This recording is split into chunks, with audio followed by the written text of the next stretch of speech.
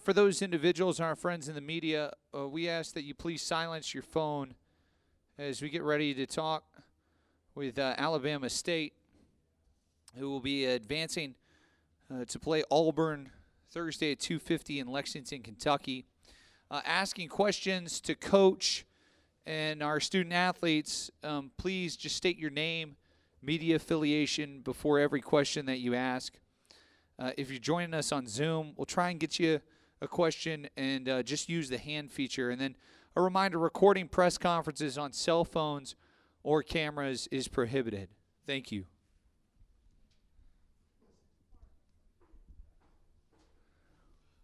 What a way to start March Madness. Final score, Alabama State 70, St. Francis 68. We are joined by Amarr Knox, who hits the game-winning shot with a second left. TJ Madlock, who finishes with 11 points and 7 rebounds. And the head coach of the Hornets, and Tony Madlock. Coach, congratulations. Before we get to questions, what this win means, and just being able to kick off March Madness in that fashion. You just said it, March Madness. Again, I think I've talked about this with all of the media, is that all of our games end just like this. Some kind of way, we either got to get a bucket or we have to get a stop. And fortunate enough, we was able to get a bucket to finish this game off, man. But just so proud of these guys. Again, man, we did not play very well. We got to give St. Francis a lot of credit, but we did not play very well. But we just talk about finding a way, and we got the W, and that's the only thing that matters. You're talking about, survive and advance.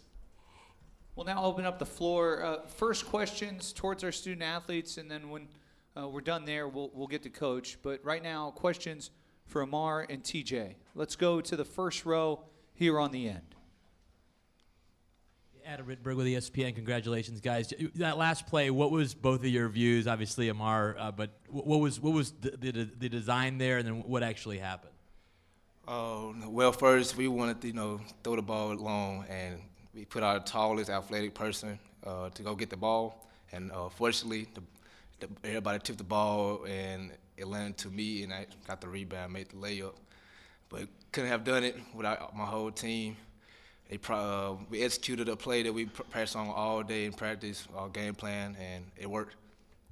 Yeah, like he said, we go over a lot of situational stuff in practice every day. So at the end of the day, it's about who wants it, and I know he obviously showed he wanted it a little bit more tonight. Let's go to the second row, Arch. Yeah, Tom Archdeek in Dayton. Simpson made a heck of a pass.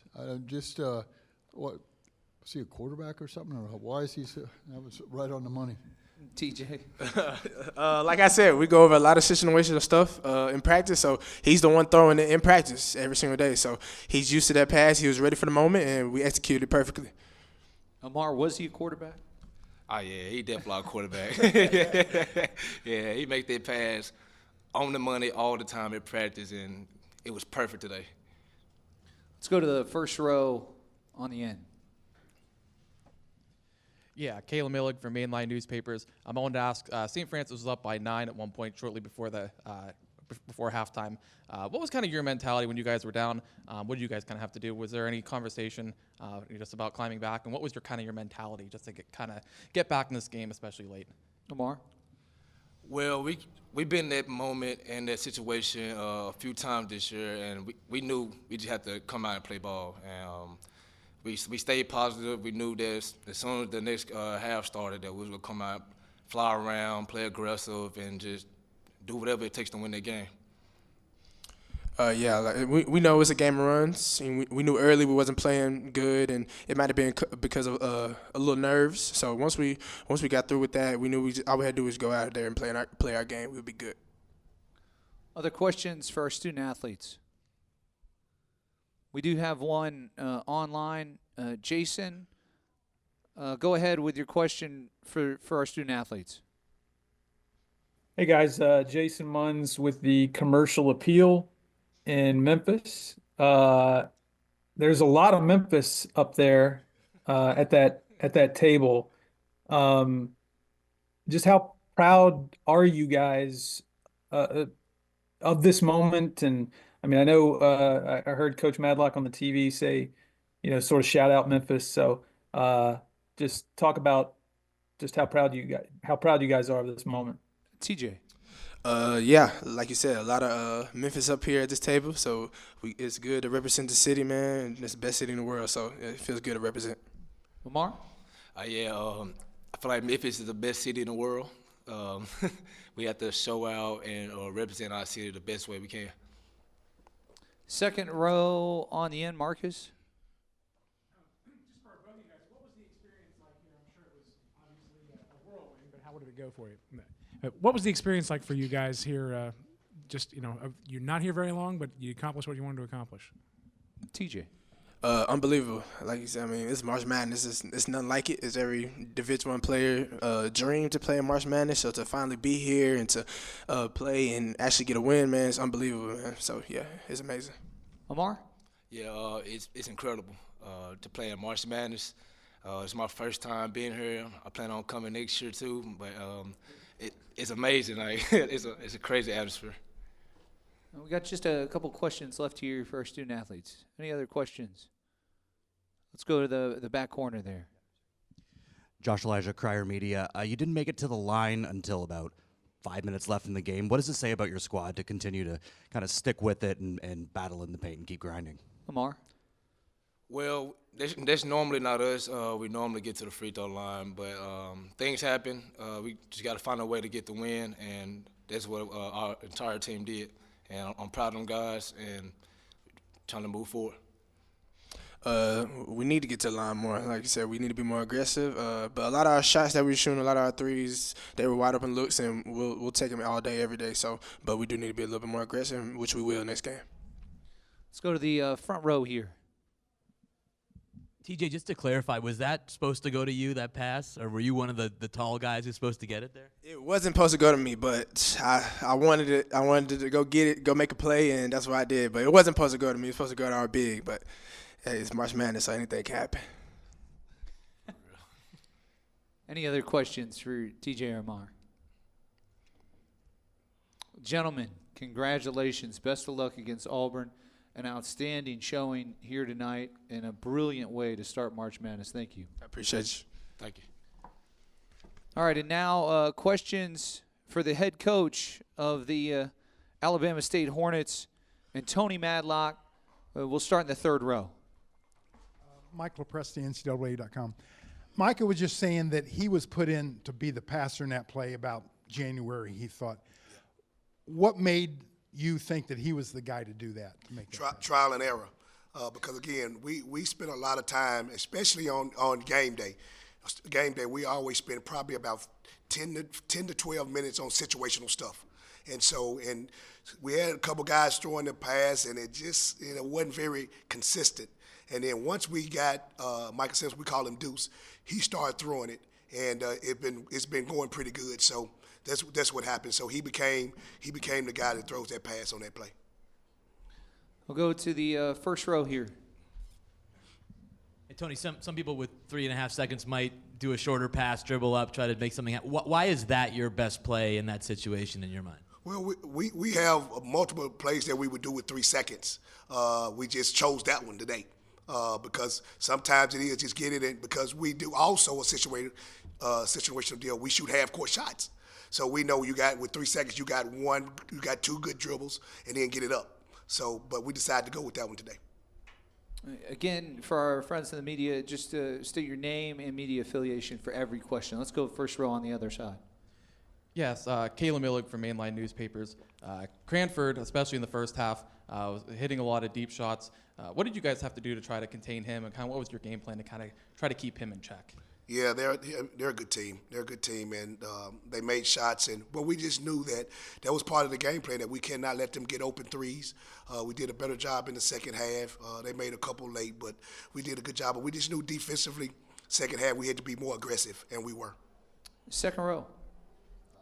Yeah, Tom Archdeacon, Dayton. Tony, how many times in your career do you remember that play has worked? Do you remember other games where that baseball pass has worked? And no, not that I've been involved in. But we practice it a lot. First row. Brad Racines, Tribune Democrat. Coach, the pressure defense, especially late, was big for you guys, forcing 15 turnovers. What's your thoughts on that, and how big was that in this game? Yeah, we was trying to do that for 40 minutes and not just to and turn them over, but, you know, it didn't happen like that. Again, we had some nerves. Guys had nerves. This is a big stage, man. This is a big stage. And but, again, so proud of these guys. They just represent Alabama State so well. They just do everything I ask them to do, and they try to do it to their best ability, man. I'm just so proud.